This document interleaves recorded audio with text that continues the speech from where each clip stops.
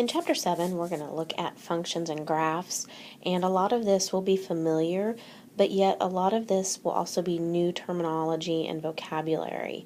So let's look at some of our key terms for this lesson. An input is a member of the domain of a function. A function is a rule that assigns to each member of some set exactly one member of another set. Function values are also called outputs.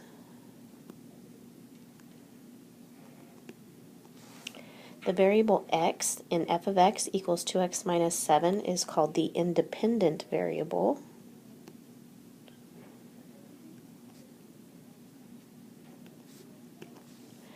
And a relation is a rule that assigns to each member of some set at least one member of another set.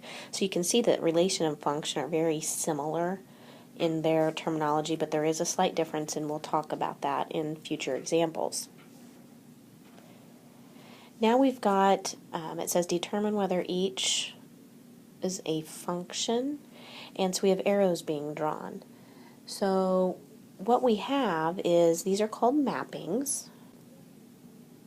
Now these are all relations because I can get ordered pairs out of all of these, and a relation is simply just a list of ordered pairs. So if I list my ordered pairs, I would have -5 is being mapped to -4. I have -3 is being mapped to 0. -1 is being mapped to +1. 2 is being mapped to 5. And 3 is being mapped to 5. Now what you want to look at to determine whether or not this relation is a function is your x-coordinates. So look at your x-coordinates. Any repeats?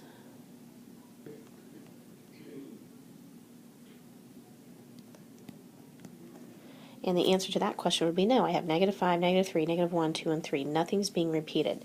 This is a function. To be a function, your x-coordinate has to go with a unique y-coordinate. In other words, you can't have, like our last coordinate's 3, 5. We can't have 3 being mapped to 5 and 3 being mapped to 6.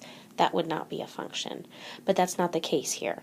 So this one is a function. Now if we look at number 7, and I look at my ordered pairs, I have -5 being mapped to -4. I have -3 being mapped to 0. I have -1 being mapped to 3. I have -1 being mapped to 5. And I also have 2 being mapped to 5.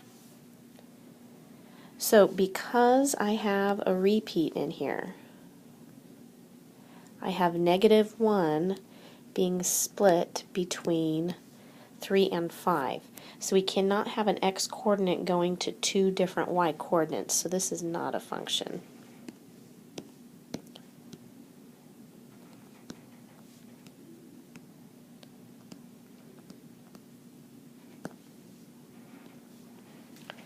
Now we're going to look at some function notation and finding function values.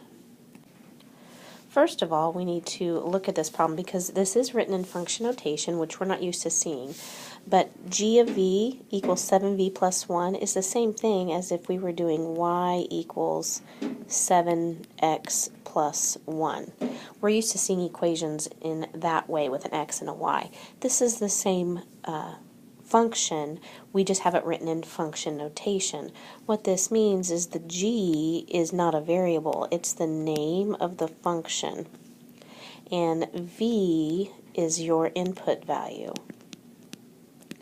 In other words, it's the variable that's being used.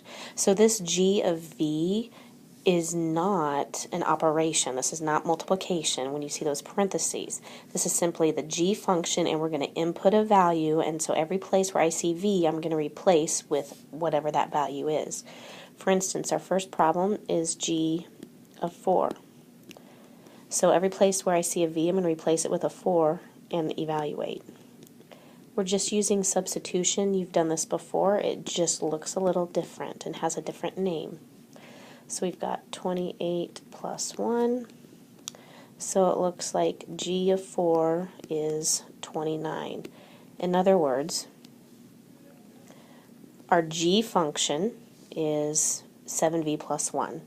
When I find g of 4, meaning I input 4 into my function, then I get 29, which is my output, or my y-coordinate if I were thinking of it in terms of x and y. So if you wanted to find different values, then you would simply use substitution again. So we're not going to do all of these, but if we wanted to find g of -2, we simply just plug in -2 wherever we see that variable, and then we evaluate.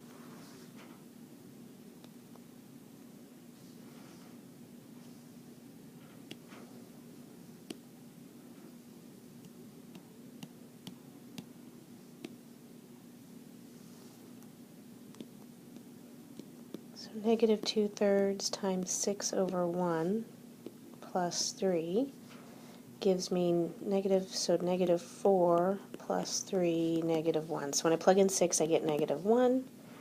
Now I can graph those 2 points. So 0, 3, and 6, -1, and then draw my line.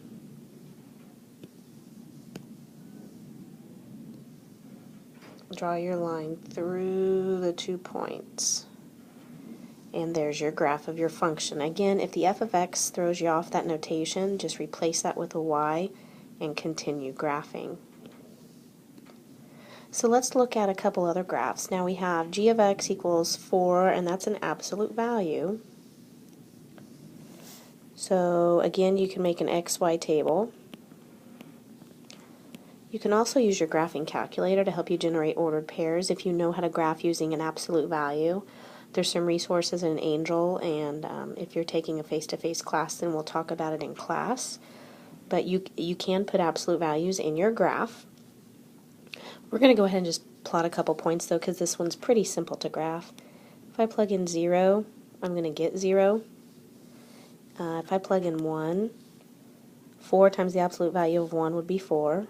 If I plug in -1, 4 times the absolute value of -1. Well, remember, absolute value of -1 is +1, so times 4, so that's also 4. What if I plug in 2? The absolute value of 2 is 2 times 4 would be 8, and if I plug in -2, I'm going to get 8 again. So this gives me plenty of ordered pairs to graph. So let's see, we've got 0, 0, I have 1, 4, I have -1, 4, I have 2, 8, so that's going to be kind of off the charts, but you can already kind of see this is going to be a very skinny V-shaped graph. So if I'm going to draw my line, and it's actually not going to go through the points because it doesn't go below my 0, 0. This would be my graph. So it doesn't go below 0, 0. So it's a V-shaped graph, and all absolute values will be V-shaped graphs. Now if we look at the next one, 3 minus x squared, I would encourage you to try this one in your calculator because you already know all the button pushes for it. So if you get your graphing calculator out, go to your y equals screen and plug in your function, so 3 minus x squared, and hit graph. You can see what it's going to look like, but really what I want you to look at is the table. It generates ordered pairs for you.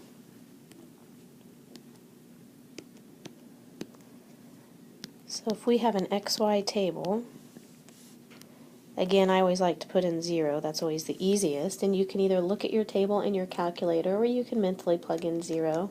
It's an easy one to mentally plug in because x squared would become 0. 3 minus 0 is simply just 3. But now I would plug in 1 and -1. If I plug in 1, I would get 3 minus and then 1 squared. 1 squared is 1, 3 minus 1 is 2.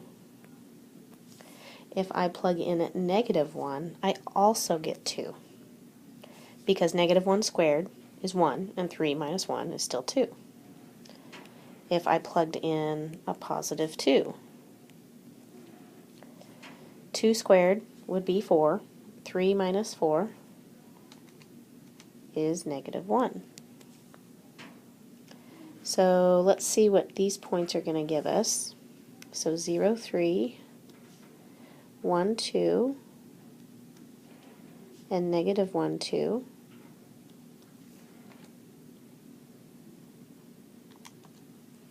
And then I have 2, negative 1. And you might think, well, isn't it going to be a V again, just upside down? And the answer to that is no. If you look on the right side of my graph, my 3 dots, they're not quite lining up in a line. This is actually going to be a parabola or a U-shaped graph. So if I try to sketch in my graph,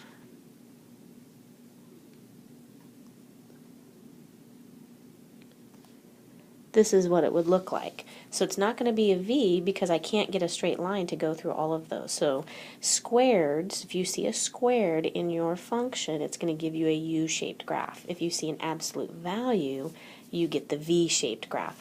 We've worked a lot with lines, but we haven't worked a lot with absolute values and parabolas. The last thing we're going to look at is determining whether the graph of a function is a function.